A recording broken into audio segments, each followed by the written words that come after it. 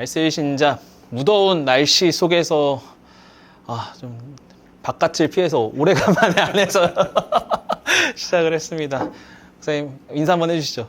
여러분 반갑습니다. 이 무더위에 잘 견디고 계시죠? 네, 너무 반갑습니다. 네, 오늘 목사님이 김천으로 내려오셨습니다. 더위 피해서 내려왔는데 더 덥네요. 오늘 일정들이 꽤 빡셌습니다. 목사님 오시자마자 식사 같이 하고 우리 꿈땅 갔다가 많이 더우셨죠 거기. 근데 그 꿈이 있기 때문에 네. 그 더위를 또 날릴 수 있었습니다. 네, 꿈땅 갔다가 교제하다가 이제 여기서 촬영을 좀 하고 있습니다. 오늘 8월달 주제 여러분들하고 같이 나누면서 또 재밌는 얘기들 함께 나눠봤으면 좋겠어요. 우선 영화 좋아하세요? 영화는 좋아하죠. 어떤 장르 좋아하세요? 주로 스트레스를 날릴 때 보는 게 이제 영화이니까 아무래도 액션 뭐 이런 걸 좋아해요. 액션 영화. 액션 중에서 뭐 과한 폭력 말고 네. 액션과 어떤 그 추리, 수사물 뭐 이런 것들을 좋아합니다. 제일 좀 재밌게 보셨던 영화 있으세요? 아주 오래된 영화 가운데는 더 락이라는 영화 있죠. 션 코넬리하고 그 니콜라스 케이지인가 그 친구 나오는 그 알카트레스에서 있었던 영화. 그 다음에 탐 크루즈가 나왔었던 영화 중에 A Few Good Men 뭐 이런 영화, 이런 장르를 좋아해요. 저 처음 들어보는. 아주 오래된 영화, 아주 오래된 영화. 톰 크루즈 하셔서 액션, 미션 임파서블 이 시리즈인가? 네, A Few Good Men은 참 좋았습니다. 군 검사 이 배경으로 이 일들에 대한 이야기를 한 건데 너무 멋졌어요. 법정 스리물, 뭐 시리즈 뭐 이런 거, 그다음에 추리물. 만약에 목사를 그만두고 다른 일을 하고 싶다 누군가 물어보면 항상 하는 얘기가 형사가 되고 싶다 뭐 생각을 하고 있기 때문에 그런 쪽의 장르를 좋아해요. 형사 액션물 뭐 이런 것들 뭐 그런 것도 되게 좋아하시겠네요. 그래서 추리하고 맞추고 범인 찾고 이런 음. 거 보면서 뭔가 생각하는 이런 걸 좋아해요. 아니 왜 영화 얘기를 했냐면 이제 여름철 하면은 사실 요즘은 이제 많이 이런 분위기가 사라진 것 같은데 원래 한동안은 여름철 하면은 공포 영화의 시즌 해서 요때 극장가 가면은 공포 영화가 쫙 나왔었잖아요. 공포 영화 보신 적은 있으신가? 공포 영화는 사실은 피하는 장르이긴 합니다.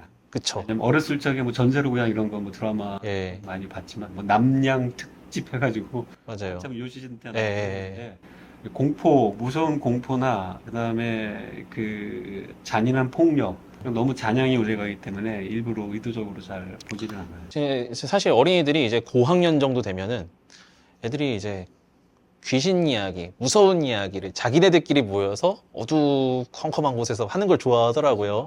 그 뭔가 뭐 소름이 끼치는 그런 것들을 막 즐기면서 그런 느낌을 찾고 싶어서 이제 여름철에 찾는 것 같은데 오늘은 좀 요것과 관련된 이야기들을 나눠보려고 합니다. 오싹하잖아요. 목걸이 오싹. 사실 그 보면서 그 존재에 대한 어떤 막 두려움들 막 이런 것들이 막 생기잖아요. 그러니까 우리가 살면서 이제 경험하는 어떤 두려움 대상 중에 많은 것들이 있지만 귀신이라는 존재, 보이지 않는 어떤 영적 존재에 대한 두려움들이 있는데 오늘 그 얘기를 좀 해보려고 해요. 최근에 영화 하나 봤어요. 어떤 거요? 일부러 본 건데 그 파묘라는 영화를 보긴 했어요. 넷플릭스에서 뭐 영화관에 가서 본 건 아니고 넷플릭스를 통해서 한번 봤는데 그냥 여러 가지. 저 아직 안 봤습니다. 이걸 왜 보지? 막 이런. 1,100만이 넘었잖아요. 근데 뭐 본 사람들을 존중합니다. 그런데 보고 나서 어떤 생각들을 했을까? 그냥 보고 끝났을까? 아니면 보고 나서 어떤 사람들이 이 영화를 통해 무슨 생각을 하게 되었을까? 여기에 대한 궁금증은 좀 많이 생겼어요. 속으로는 그 문화적인 영역에서는 존중을 합니다. 이 영화를 만들고 뭐 하는 거에 대해서. 그러나 그 영화가 저한테 주는 메시지라는 측면에서 봤을 때는 솔직하게 좀 기분도 안 좋고 별로 비웃음만 나왔죠. 모순이 많으니까.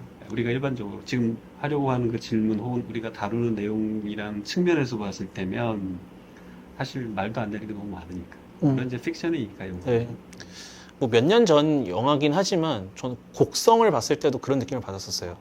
다들 막 호평을 하고 사실 뭐 영화적으로 어떤 소위 말하는 떡밥이라고 하죠. 뭔가를 영화 내내 계속 던져놓다가 마지막에 이제 회수하면서 그런 것들 어떤 영화적인 시나리오나 이런 거에 있어서는 뭐 목사님 말씀하신 대로 굉장히 영화 잘 만들었다라고 하는데 보고 나서 깨림직하고 이게 대체 이걸 왜 예. 어쨌든 우리의 내면 속에 좀 이런 어떤 영적인 존재에 대한 두려움들이 이렇게 무의식적으로 있는 것 같다. 그러니까 그걸 자극을 자꾸 시키는 것 같다. 그런 것 같은데 오늘 좀 그 얘기들을 좀 했으면 좋겠어요. 뭐 일단 첫 번째 질문부터 좀 해보려고 하는데요. 사탄, 마귀, 귀신, 루시퍼 뭐 이런 이야기들을 우리가 듣잖아요. 정확하게 알 수 없는데 성경을 통해서 우리는 이 존재를 어떻게 확인할 수 있을까? 이 개념들을 어떻게 좀 정리할 수 있을까라는 질문을 던져보고 싶어요. 일단은 이 존재들에 대해서 일단 성경이 다 이야기하고 있는 건 분명하고, 그다음에 한 가지 더 분명한 것은 우리 인간이 창조되기 이전에 분명 이 영적 존재들이 먼저 창조되었다라는 것만큼은 이제 성경을 통해서 알 수 있는 거죠. 사탄이라는 것은 우리가 일반적으로 말하는 히브리어로도 사탄이 그냥 사탄이에요. 우리가 일반적으로 한국말로 사탄, 영어로 사탄 하지만 히브리어에서도 이제 사탄이라는 명칭을 쓰고 있는데, 어쨌든 이제 사탄은 우리가 일반적으로 말하는 그 타락한 영들의 우두머리라는 개념으로 성경에서 계속 이야기를 하고 있고, 루시퍼라는 말씀을 잠깐 하셨지만 루시퍼라는 것이 성경의 원어로 볼 때는 나오진 않아요. 루시퍼가 헬렐이라고 아마 나올 텐데, 이사야 14장에 보게 되면 너 그 높은 곳에 있었던 그 계명성을 이야기하면서, 근데 그 계명성의 원래 히브리어는 이제 헬렐인데, 그럼 왜 루시퍼가 되었느냐라고 볼 때 영어 킹 제임스 버전에서만 이걸 루시퍼로 쓰고 있거든요. 우리 한국 개혁 성경에도, 개혁 개정이나 개혁 성경에도 루시퍼라는 단어가 나오지 않아요. 그러니까 이제 루시퍼라는 것은 킹 제임스 버전이 영어 성경이 번역되어질 때 제가 알기로는 그 시대 영국 1611년인가요? 그 문맥 속에서 사탄을 이야기할 때 영국 사람들이 루시퍼라는 그러한 단어들을 많이 썼대요. 그것이 아마 반영되어지면서 성경에 번역되어지는 과정 속에 사탄이라는 개념으로 이제 루시퍼라는 단어를 썼다라고 일반적인 부분에서 주장하는 분들이 있는데 설득력이 있어요. 근데 어쨌든 이사야 14장 부분을 이렇게 읽어 나갈 때 그게 루시퍼라고 번역을 했어도 단어를 사용했어도 전체적인 문맥이 뭐 흐트러지지 않기 때문에, 다만 찬란하게 빛나는 별, 뭐 계명성이라는 개념으로 이제 그 단어를 루시퍼로 바꾸면서 타락한 천사, 사탄이라는 표현을 한 거거든요. 하나님이 창조하신 영적 존재가 하나님을 배신하고 하나님의 말씀을 불순종함으로 말미암아 타락한 영이 되었을 때 그 대표적 성격이 이제 사탄이고, 일반적으로 그들을 따라서 그 반역에 참여한 타락한 영들을 이제 귀신이라고 이야기하죠. 사탄이나 마귀 이걸 같은 개념으로 거의 쓰이는데, 이 귀신은 그것보다는 좀 더 추종자들이라는 개념으로 많이 쓰이고 있는 거고, 루시퍼라는 것은 사탄의 이름이라기보다는 이사야 14장 12절 부분에 나오는 그 계명성이라는 단어를 표현함에 있어서 번역의 과정 속에 그 시대의 문맥이 반영된 어떤 용어라고 보는 것도 괜찮을 것 같아요. 그러나 어쨌든 그 자체가 사탄의 이름이 루시퍼다라는 개념은 아니라는 건 우리가 좀 알고 갈 필요는 있는 것 같고, 사탄, 그다음에 귀신, 이런 영적 존재들이 분명 하나님이 창조하신 그 창조 세계 안에 인간보다 먼저 창조된 존재라는 것은 성경이 계속해서 우리에게 가르쳐주고 있는 거죠. 그 이사야 14장 이야기를 하면서 그 내용들, 이제 계명성 이야기를 통해서 사탄의 존재에 대해서 말하는 거다라고 이제 어렴풋이 들은 성도님들이 되게, 그러니까 이 부분들을 교회에서 사실 지나가듯이 이야기를 많이 하잖아요. 근데 이 부분을 그렇게만 해석하는 게 맞냐라는 질문들, 궁금증들이 계실 수 있는데, 목사님 이거에 대해서는 어떻게 좀 설명을 해주실 수 있을까요?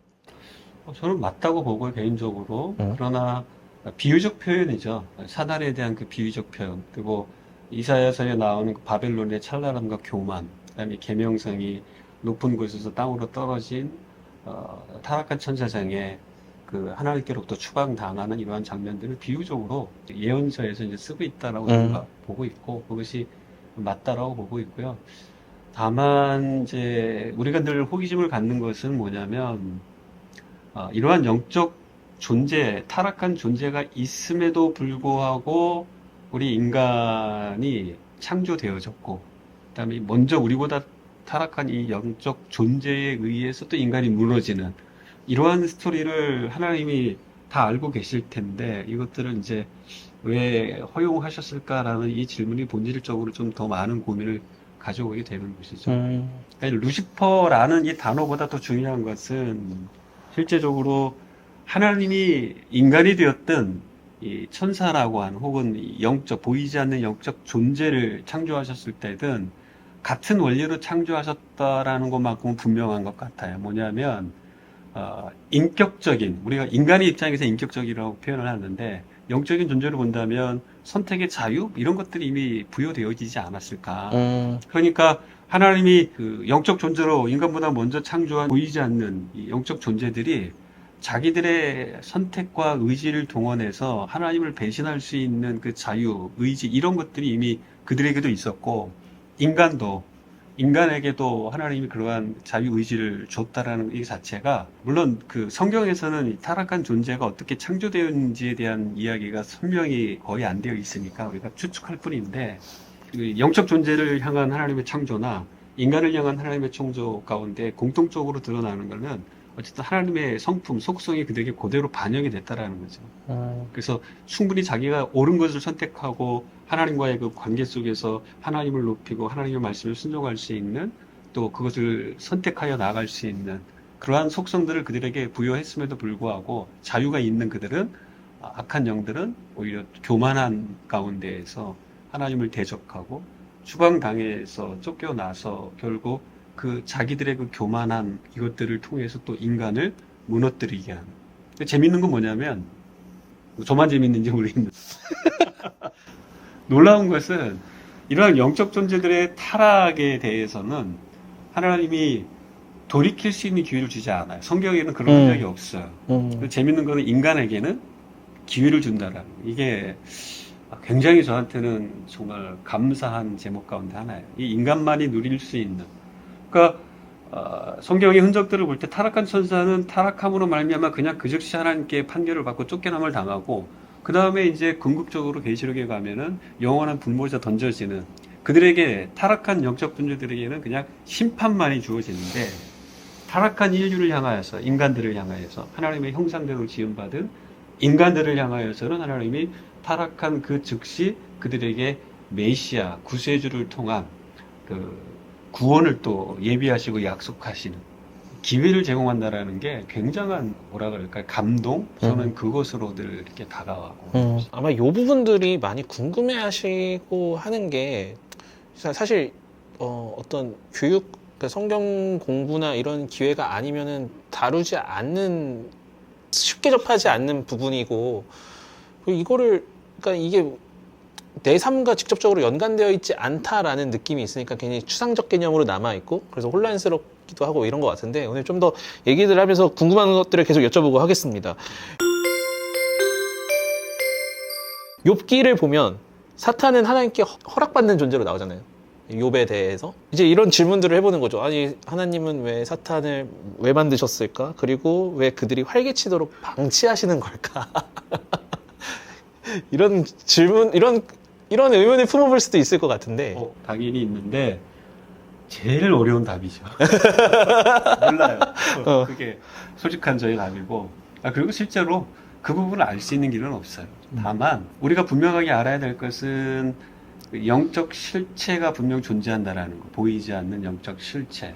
그리고 성경이 가르치고 있는 것은 사탄, 타락한 천사장이 있고, 그들을 추종하는 악한 귀신, 악령들이 있고, 그러나 우리가 주의해야 될 것은, 예전에 전세르고야, 파묘에서 나왔습니다만, 어떤 악한 영들, 그 홀령들이, 인간의 몸에서 나온 어떤 그 홀령들이 이 세상을 이렇게 배회하면서 그들의 영향력을 통해서 사람들에게 공포를 주고 사람들의 인생에 개입하고, 이거는 사실은 아니라는 것만큼은 분명한 거죠.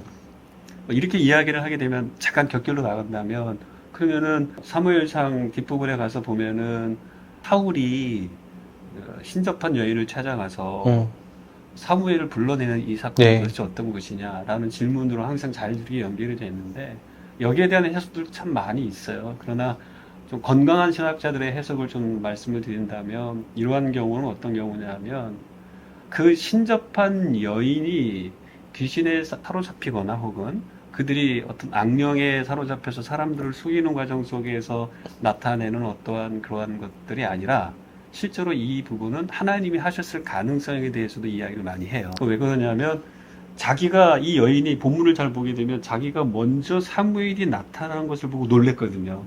이게 어떤 흔적이냐면 자기가 하지 않았음에도 불구하고 사무엘이 나타났다는 것.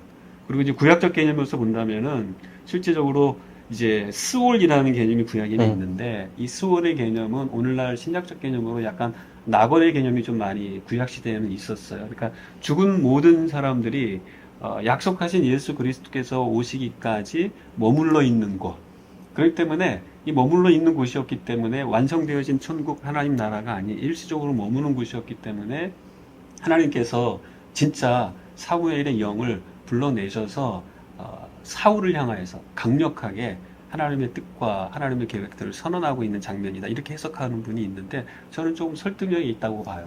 그리고 왜 이것이 더 설득력이 있냐면 하나님이시기 때문에 수울에 머물러 있는 그 영혼들을 불러내셔서 하나님이 그 일을 하실 수 있는 거죠. 그러나 악령은 이 일을 할 수 없다라는 거예요. 성경이 가르치고 있는 악한 영들은 실제로 이 일을 할 수 없고 이런 일들이 벌어지고 있다면 그것은 누군가의 몸속에 있었던 영혼이 아니라 실제 악한 영들이 사람들을 혼미하게 하고 속이는 과정 속에서 이러한 신접하는 역할들이 일들이 나타나는 것이지 어떠한 우리가 일반적으로 생각하는 사람이 죽으면은 떠다니는 그러한 귀신들을 우리가 불러낸다. 그거는 사람의 능력이나 어떠한 악한 영들의 고난 속에서는 할 수 없는 일이라는 것이죠. 만약에 그렇다면은 갇혀 있었던 그 영혼들이 밖으로 나온다, 누군가가 불러낼 수 있다라고 한다면 그 굉장히 신학적으로 위험한 요소가 있기 때문에 사무엘에 대한 그 사무엘을 불러내는 이야기들은 주로 이렇게 좀 해석하는 경우들이 있고 저도 뭐 이 부분에 좀 동의를 합니다.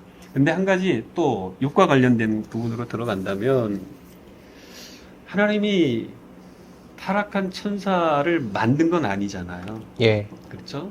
사탄을 만든 건 아니다. 즉 악을 만든 건 아니고 그들이 배신했기 때문에 그 영이 타락하고 하나님을 계속해서 대적하는 것이고 그럼 하나님은 왜 그들을 가만히 방치하셨을까라는 이 부분은 솔직하게 아까 말씀드린 대로 알 수가 없는 거예요. 정말 하나님만이 알고 계시는 거니까. 다만 이러한 질문 앞에서 우리가 좀 더 하나님에 대한 신뢰, 하나님을 향한 믿음의 시각으로 좀 본다면 하나님의 계획은 선하시고 완전하시다. 그렇다면 하나님이 이 완전하신 계획 속에 그들을 허용해 주시는 이 부분도 하나님의 어떠한 속성 가운데의 한 부분으로서 이루어져 있는 것이지 능력이 없어서도 아니고 그 다음에 하나님이 악을 기뻐하셔서도 아니다라는 생각들은 좀 해볼 필요가 있는 것이죠. 그 사이에 사람이 끼어 있는 것이죠. 사실은 그 사이에. 그러니까 일반적으로 이제 학자들이 이야기하는 내용들이 그럼 악한 영들은 언제 타락했을까라는 이야기를 할 때 우리가 순수하게 성경 신학적으로 본다면 사람이 이제 하나님이 세상을 창조하시고 그다음에 인간이 만들어지는 요 시점, 요 사이 어디에선가 분명 그 악한 영들의 타락이 있었던 것이고 이 타락한 영들을 심판하는 하나님의 마스터 플랜 안에 이제 인간이라는 존재가 끼어 있는 거고 그 다음에 이 인간을 구원하시는 또 다른 하나님의 완전하신 이 계획과 연동되어지기 때문에 이 사단을 향하여 그들이 악을 통해 계속 영향력을 주는 이러한 부분을 허용하시는 마지막 지점이 언제인지 즉 신약적 개념으로 본다면 주님이 언제 다시 오시는지 이 부분은 예수님도 인정하신 것처럼 오직 하늘의 아버지만 아신다라는 것. 이 부분은 정말 제 역량 안에서는 그렇게밖에 말씀드릴 수밖에 없을 것 같아요. 이걸 안다면 이단이에요. 왜 그렇게 하셨을까? 고민을 하지만 도대체 피조물의 영역에서 그다음에 창조주의 영역 안으로 들어갈 수 있는 한계가 분명히 존재합니다. 이해할 수 없기 때문에 이해할 수 없는 부분은 우리가 인정해야 되는 것이죠. 예수님도 그렇게 인정하셨기 때문에. 예. 예수님도 하나님의 비밀을 우리에게 폭로하지 않으셨어요. 언제, 며칠 날 이렇게 말씀하지 않았거든요. 근데 자꾸 며칠을 말하면 이단이 되잖아. 그런 것과 같은 이유라는 생각이 사실 이 부분에 대한 이렇게 목사님 말씀하신 대답은 우리가 이제 안 믿는 분들하고 얘기할 때도 이렇게 대답할 수밖에 없는 것 같아요. 예. 그러니까 그들은 이제 안 믿는 분들의 입장에서는 왜 악이 대체 있냐? 왜 사탄이라는 존재, 왜 방치하냐? 이런 질문들을 하잖아요. 여기에 대해서 우리가 이렇게 우리의 한계를 명확하게 얘기하는 것 자체만으로도 하나님의 살아계심이 있다라는 거고, 이런 부분들에 있어서 어려움을 겪으신 분들, 가족 안에서 겪으신 분들은 또 도움이 되셨으면 좋겠네요.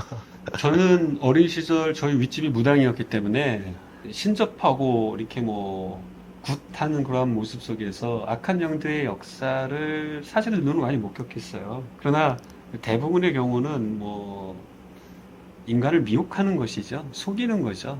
대부분 속이는 거고, 신 받았다.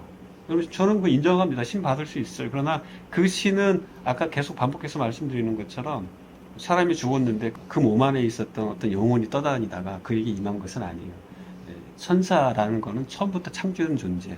귀신도 처음부터 창조된 천사지만 타락한 영적 존재라는 거. 그 다음에 인간이 죽으면 반드시 그 영혼이 있겠죠. 그러나 그 영은 공중에 떠다니는 것이 아니라 하나님이 말씀하신 그곳에 가서 이미 제한된 그 영역 안에서 머무를 수밖에 없는 거. 그리고 이제 이것이 궁극적으로 나뉘어지는 시점이 우리가 계시록에서 밝히고 있는 것처럼 백보자 심판을 통해서 그리스도의 의로 힘입은 우리들은 이제 하나님 나라에, 영원한 그 나라에서 영생을 누리는 거고, 그 다음에 이 악한 영들을 추종했었던 세력들은 반대로 영원한 불못에 들어가서 영원한 삶을, 영원한 고통 가운데 누리게 되는 것. 그것이 성경이 우리에게 가르치는 핵심이라고 봅니다.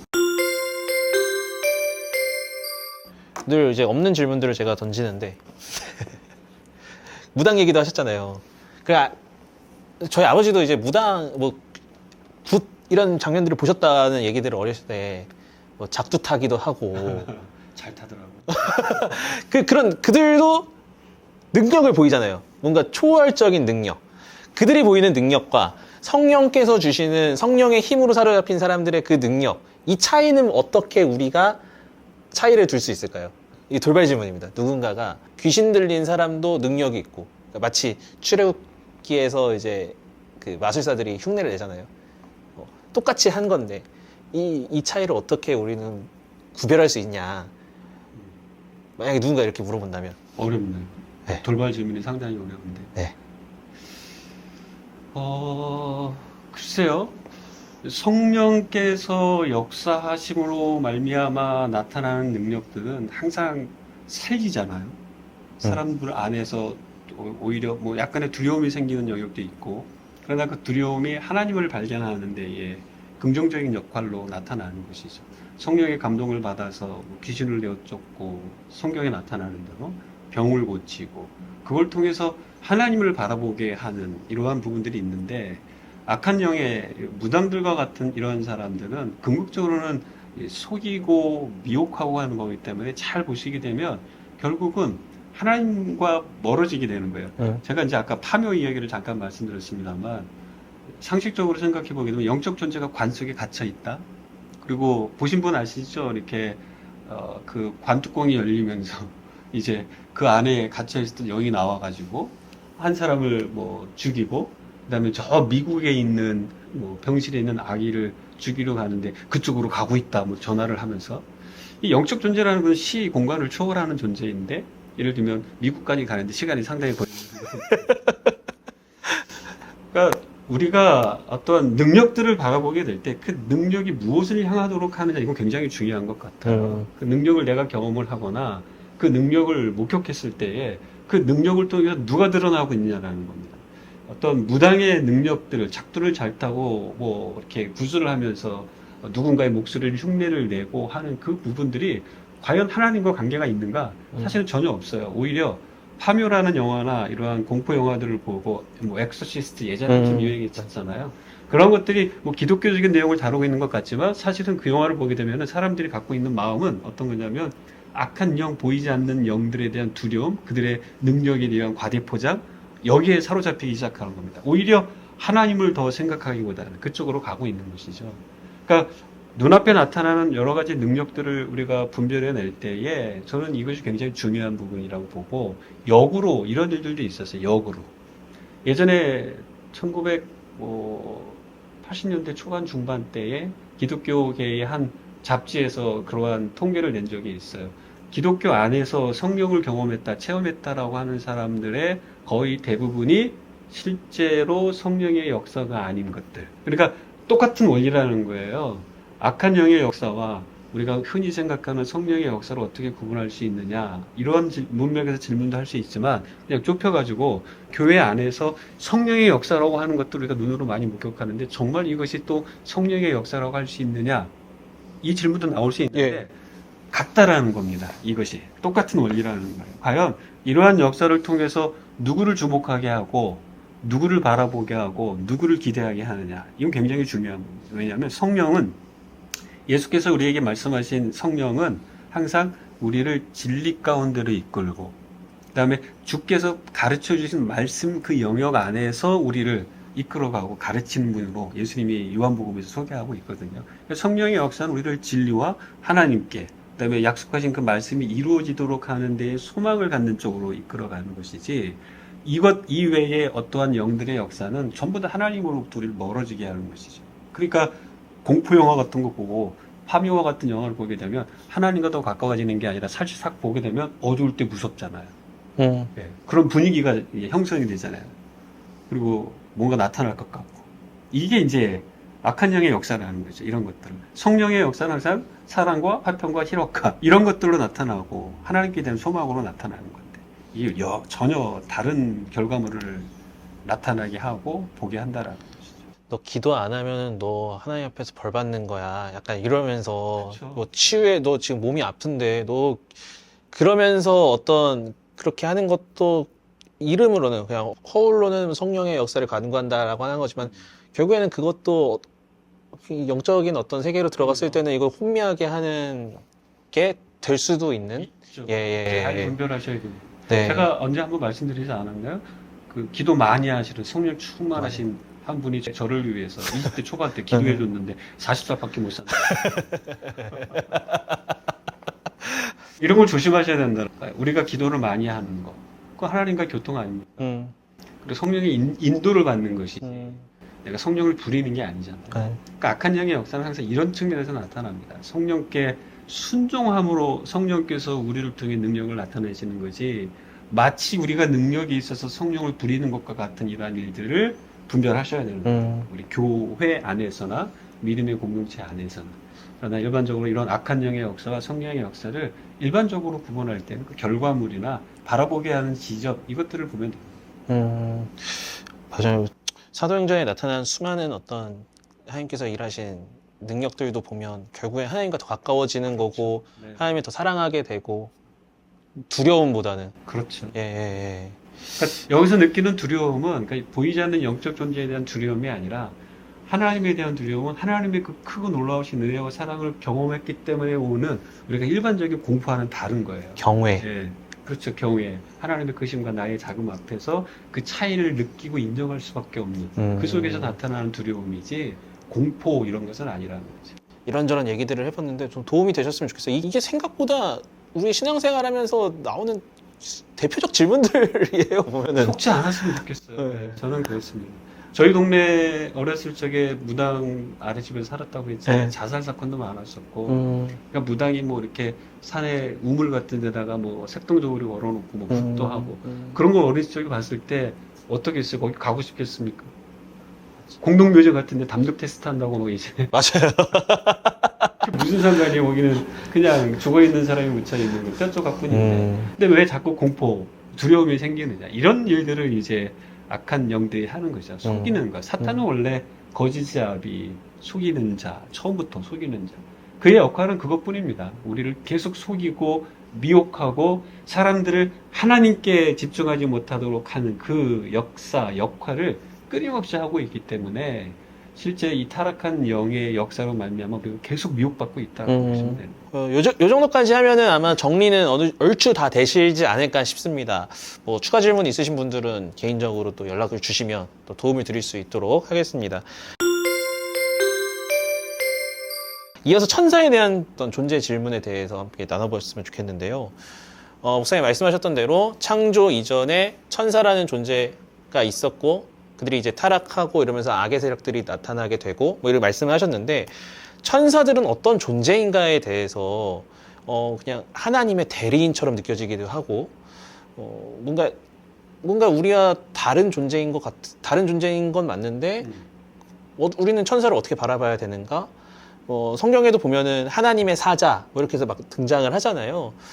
그리고 많은 성경의 인물들이 그 하나님의 사자를 만나기도 하고 천사들은 어떤 존재인지 그리고 무엇을 하는 존재들인지 한번 요것들에 대해서 나눠봤으면 좋겠어요. 그것도 뭐 어려운 질문이에요. 왜냐하면 하나님이 내가 이렇게 해서 천사들을 만든 거야 라고 그 천사 영적 존재를 창조하신 이유를 밝히는 것이 없거든요. 다만 인간은 어쨌든 창조의 그 목적, 인간 스스로가 하나님에 의해서 만들어진 그 목적과 이유에 대해서 창세기에서 가르쳐주고 있기 때문에 우리가 인간에 대한 이해를 함에 있어서 많은 도움을 얻지만 천사가 어떤 이유와 목적 속에 창조되었는지에 대해서 구체적으로는 알기가 어렵지만 그러나 성경 전체의 어떠한 특별히 구약 속에서 나타나는 이 천사들의 영적 존재의 모습들을 보게 되면 끊임없이 지금 목사님 말씀하신 것처럼 하나님의 메시지를 전하는 메신저로서의 역할도 있고 그다음에 하나님을 찬양하고 높여드리는 그 일에 또 적극적으로 참여하고 있는 그리고 또 한 가지 저는 왜 하나님의 천사들을 만들었는지에 대한 그 부분은 하나님의 영역이라서 저도 사실은 이렇게 한쪽으로 좀 밀어놓는 편인데 그러나 한 가지 중요한 것은 이러한 영적 존재, 천사라는 이 영적 존재를 통해서 우리가 정말 도전받아야 될 영역은 저는 이 부분인 것 같아요. 영적 세계가 실제한다라는 거죠. 그러니까 성경이 천사의 존재를 이야기하고 있는 그 목적 중에 하나가 여기에 있지 않을까. 그래서 자기 눈앞에 있는 것에만 집중하여 살아가던 사람들에게 하나님의 사람, 하나님의 천사, 이들이 나타나서 어떤 메시지를 줄 때 그들의 메시지를 주고 그 메시지를 받은 사람들이 하나님의 특별한 계획과 섭리 가운데 초대받아서 쓰임받는 그 모습들을 볼 때 천사들의 기호들은 여기에 있지 않나라는 생각들을 많이 하는 겁니다. 보이지 않는 하나님 그리고 하나님이 이 땅 말고 온 우주 만물을 통치하시는 그 하나님이 통치하시는 그러한 세계의 실존 이것을 한계 속에 갇혀있는 인간들에게 깨닫도록 하는 데에 쓰임받는 영적 존재가 분명 이 천사의 역할이었다라는 것만큼 부정할 수가 없어요. 뭐 미카엘도 마찬가지고 마리아에게 스테고지를 알려준 이 가브리엘 이런 천사 곳곳에 나오잖아요. 하나님의 사람, 하나님의 천사가 나타나서 메시지를 주잖아요. 그러니까 이런 영적 존재의 실존과 실제가 있다라는 것을 가르쳐줌에 있어서 한몫하고 있는 부분이 그러니까 좀 후대의 관점에서 본다면 영향력이 더 있지 않을까 하는 생각이 들고 하나님이 왜 만드셨는지 저도 잘 모르겠어요. 그렇죠. 근데 이런 질문들을 해야 이 존재에 대해서 공부도 하게 되고, 그렇죠. 고민을 하니까. 예, 그러니까 성경에서 엇나가지 않는 선에서 하나님에 대한 어떤 그 의도를 상상해 보기도 하고 또 신앙의 유익을 가져갈 수 있는 어떤 한 측면이 될 수 있지 않나라는 생각도 해봅니다. 예, 맞아요. 근데 우리가 보면은 천사보다 우리가 훨씬 나아요. 왜냐하면 천사라고 할 수 있는 영적 존재들을 어떻게 어떠한 요소로 하나님이 만드셨는지를 우리가 알 수 없으니까. 근데 놀라운 것은 인간은 다르게 만들었다라는 거죠.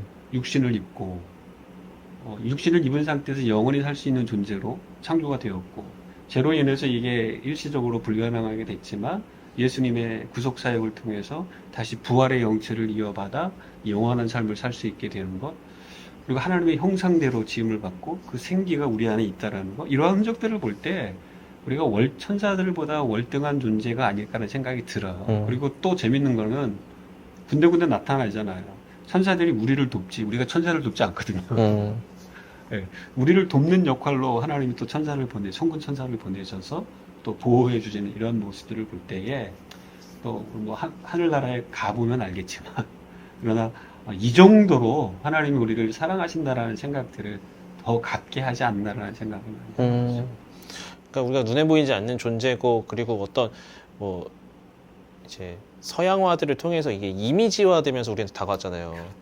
그러니까 악마, 마귀 하면은 대표적으로 뿔나고 이렇게 꼬리 달려 있고, 예, 그렇게 박쥐 날개 같은 거 달고 있고, 천사 하면은 이제 그 새 하얀 순백에, 그러니까 그런 것들이 알게 모르게 우리한테 뭔가 압도하는 존재로 인식을 하게 하는 것 같다라는 생각이 들어요.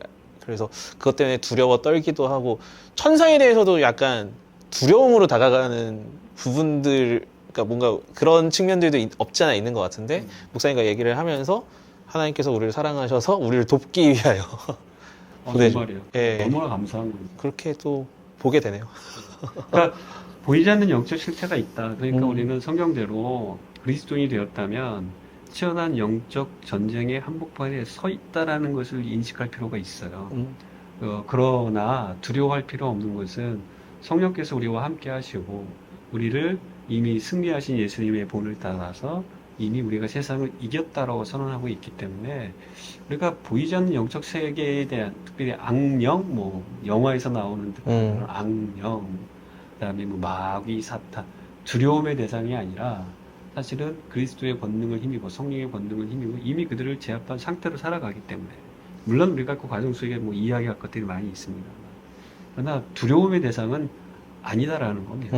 오히려 우리는 영적 실체가 분명히 존재한다라는 걸 인식하고 그 날을 이제 하나님과 하는 영원한 그 순간을 기대하는 쪽으로 나아가야 되는 것이죠. 속지 마십시오. 속지 마십시오. 예, 오늘의 결론, 속지 말자, 두려워하지 말자. 마무리하면서 오늘 이 영상은 제가 사실 연초에 우리 어린이들한테 좀 설명을 해야 되겠다라고 했던 영역이긴 하거든요. 요즘 조금 인기가 사그라들긴 했지만 신비 아파트라고 애니메이션 귀신 나오는 어떤 되게 아기자기하게 귀신들의 이야기들을 이렇게 애니메이션으로 만든 것들도 유행하고 있고, 뭐 굿즈들도 나오고, 이런 가운데에서 우리 아이들한테도 이런 존재에 대해서 어떻게 설명을 해야 될까 고민하고 있었는데, 목사님과 이런 기회를 가지면서 한번 좀 정리를 해봤습니다. 여러분들도 자녀들과 이 영상 같이 보셔도 되게 좋을 것 같고, 그죠? 또 개인적으로도 또 신앙의 유익을 다시 한번 누리셨으면 좋겠어요. 어쨌든 너무 하나님이 기뻐하지 않는 것들을 너무 미화시키고 있는 것이 미화시키는 것이 현재의 트렌드고 그 미화를 통해 하나님에 대한 무관심을 계속 불러일으킨다는 거. 우리가 좀 주지해 봤으면 좋겠어요. 네, 좋습니다. 오늘 8월달 주제는 여기까지입니다. 우리 다음 달 9월달에도 또 좋은 주제 가지고 함께 하도록 하겠습니다. 그럼 안녕히 계세요. 감사합니다.